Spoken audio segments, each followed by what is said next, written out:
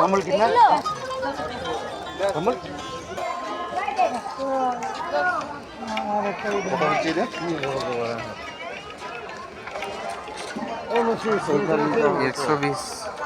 एक सौ बीस 120 কেনে বলে নাকি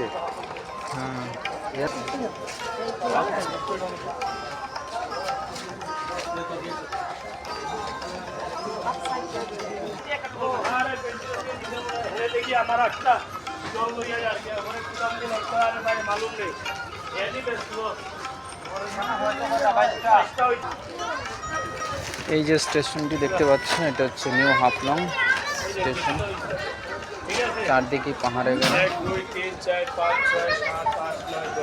এখানে পাহাড়ি যে কিছু মানুষ আসামের, তো তারা এখানে স্টেশনে বিক্রি করতেছে এসছে।